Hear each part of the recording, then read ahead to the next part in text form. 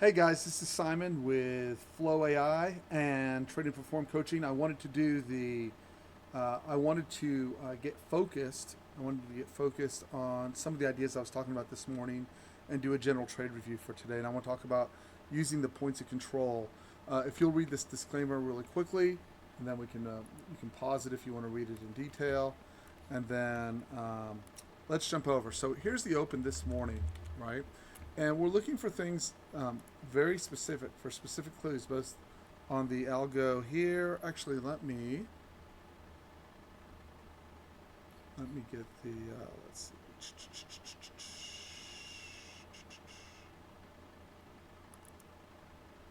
I don't want this one.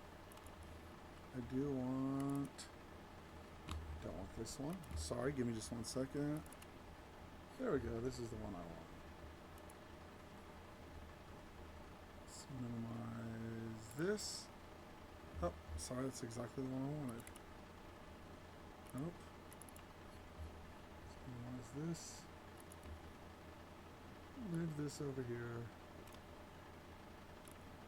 So we'll use the 24 tick, and we'll use the flow footprint, right? So this is the 4x4. So we discussed a couple of ideas coming into this morning outside of the fact that it was Fed day, right? So the first thing I discussed is I wanted to see where points of control where we would push down. So this gives me kind of a look inside the bar. And unlike in these Renko bars, these footprint bars print a little bit differently. So obviously, given the bullish nature, I was looking for longs to coming in on the day, right? So if you'll look, here's where the open is. Let's erase the lines here. Let's erase the lines here. And I have no idea what these are coming off of, so I'm just going to erase these. There we go. Okay, so here's where the market opens. There's 929. This is where the market opens. So the first thing that you'll notice is that I have 2 points of control that are equal. So the first thing I know about that is if I get a point of control back above, since I'm bullish, I would look for the market to push out, right? So I would put a line right here. That's the first thing that I would look for. Let's get this chart copied over. F5, chart drawings, number, comma, 13. Okay, and there's our magic white line right there, right? So we can go and look and see that, as you can see from over here, once you get the point of control over, okay, so remember, some of this is day trading, some of this is scalping, right? So on the, first of all, on the, both on the footprint and on the 24 tick, you have a tweezer's bottom, right? And then your clue there that we were going to lift, right, was you have down, down, star up, okay? But clue number two that we were going to go higher from there is look where the point of control pre-market is, right? Look how we come and test the low, and look how the points of control on the test of the low was higher than the 2 points of control when we tested. So when we shifted above, the market lifts. When we break over the point where the parallel points of control. Now all this is going on in the beginning of the day, but that's where the, so if you'll recall, my first trade here is we get the point of control over. I'm looking long on the backside test for the push out. Now this little trade right here, if you went long at 16, and again, I'm limiting at the bottom of this bar. If you go long at 16, this goes 16 to 40. Right, so 16 to 40 is 24 points. That's $480 a contract. It's important to understand that. And these patterns repeat, right? So then when you get over here, as we come up, right, this is not fast when you're trading. It's actually quite slow. So I'm going to notice, hey, I've got 2 points of control that are equal. I was not shorting today, as I said in the room, but I knew when we shifted lower, right here, or I get the star coming down off of that, and the points of control are equal, I'm likely to resolve to the downside. And just to tie all the pieces together, right? There's the pink dot outside, red star down. The points of control have to be equal, so I'm pointing that out. And down we push. Now, when we push down again towards the low, right? What I am looking for here, see how on the next time down through here, oh, and wait, I need to step back for just a second. See the second time through, so that was the 8:30 push, right? We come up, we push, then we come back in right over here at 9 o'clock. Right over here at 9 o'clock. And what this is a 50-60 retrace. So if you look off the 24 tick, there's the 50-60 retrace. That lines up with this right over here, right? So again, what are we looking for? Why would we know that the market is going to push higher? So the first thing you'll notice is when it came into this 50-60, right? Prior, when we tested that same area, this is the lowest negative point of control right here. And see how this point of control, was lower than this point of control? That gave you the reverse for the continuation early in the day. So now when you're over here at 9 o'clock, hold on one second, I'm trying to find this. Here we go. So see when we push down over here at 9:28, see those parallel points of control? See when we come back to test down again, you already know you have the push from the pink dot down and the Christmas tree. Of each of these pushes down, right? So this would have taken 2 shots. Let me explain how this worked. I want to go slow on this so you can see. I'm already expecting to push out to the upside. My bias is to the long side, right? So let me explain this series in a way that you could have easily made a mistake with it and still profit. You know you're under the 50-60 back. And so one of the little clues that I'm looking for is that when we push down, when we push down into the low, for the point of control of the bar pushing into the low to both be higher than the point of control that pushed the same low prior to, and that point of control is also within the body of the bar immediately preceding it, right? So again, what I'm doing is I'm sitting there and going, okay, I'm looking for a trade. It's a tweezer's bottom. I have a long side bias, right? So when you come in here, this long makes perfect sense. It's a 1 bar stop. It's either the body of the bar or the low of the bar. Let's just go with the low of the bar here. So this turns out to be about a 15-point stop, right?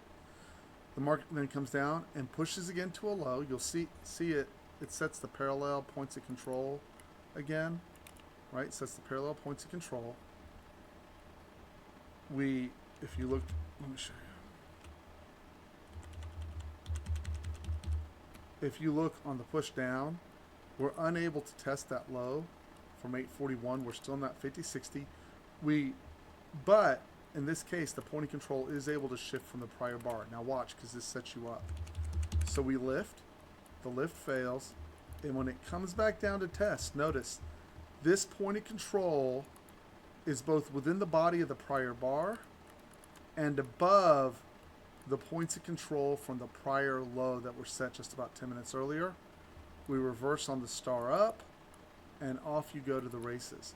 More than absorbing any loss you would have taken on this star the first time through. If you keep running this concept, this idea, and I'm going to go through the day, right? So now watch when we come over here. Here's your equal points of control. Pink dot outside, star down, we roll lower. Right now as we roll lower, I do nothing here. Why am I doing nothing right here? Because the point of control is lower, even though I have the star up, I have a cheat code, right?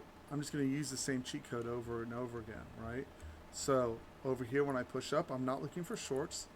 But see how the point of control can't push out of the body? There's your equal points of control. Point of control prior can't reach out of the body. You see the algos firing off within the bar, and down we move, or down we go to the downside. Now you'll notice again, right, when we come over here, you could argue, well, Simon, so this is the middle of New York lunch. But what I'm trying to point out is, yes, even if you argue, hey, this stopped, I have no problem with pointing out the stops there. It's a stop. You had equal points of control. The point of control shifted up. I don't trade New York lunch in front of the Fed. That's up to you.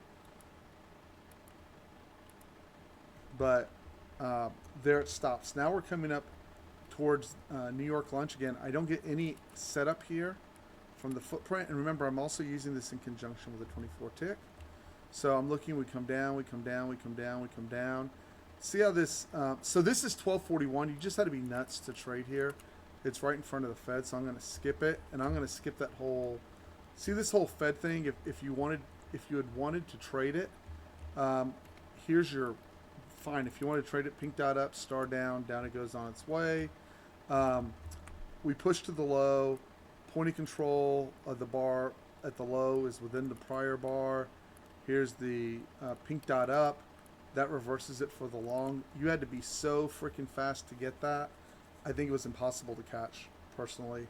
And then I think this was also impossible. All of this was pretty much very, very fast, right? Where it slowed down and where it was tradable was really in this area. And what I was looking for, so the way this helps me filter is I'm looking for the point of control of the bar on the low to be inside the body prior. That's my B setup, but it's still better than me just guessing randomly where the reversal is going to come off of, and I end up with a lot fewer stops. So obviously I would be bullish in looking for the trade. So as you see, when we come back down, right, I am looking for pushes to the low, right? I'm looking for pushes to the low, where the push to the low or the test of the low, the point of control is inside, then I'll go up, right? So this is not ideal unless we're already in supernova. Members in the room know what I mean. I wouldn't take that. This is great. It actually presses the low. The point of control is clearly within the body of the prior bar. You get a blue square up. Off it goes on its merry way. You'll also note when we get to the high here, the point of control of the bar to the high is within the point of control of the bar to just to the immediately to the left. Pink dot down, down we roll, and then this is just reversed at 20 till. That's not a setup for me from this perspective. The equal points of control and then the shift are fine, right? And the pink dot up, we didn't have a pink dot outside the channel, or this would have been a great entry. Just nothing there for me. And then, so this is perfect here. I want to show you all this. See when this finally rolls down, it's rolling down, rolling down, rolling down. There's the bar, the point of control to the low. There's the new low. The point of control is actually higher on the new low than the prior bar before. You enter on the reversal bar and you face ripped it for roughly 100 points to the upside. I thought that trade was fantastic, and I would take it over and over again. That should go in conjunction with what I covered in the market preview today. And the best trades in my book that I'm looking for is this very specific setup, right? Does not come around a lot, but when it does, the point of control to the low is equal to or higher than the bar prior. Both bars are down, and then you take the reversal bar for the long. That is just great. And I'm going to go back one day just to show you. This is on the 20th. And hold on one second. Let me see if I can find it for you. Exact same setup. Right there. And again, that was huge. Huge run. All the way to the high. And then if you look, I believe when we finally got the high, we did not get it. I thought we did. We didn't get it at the high. Let me see here.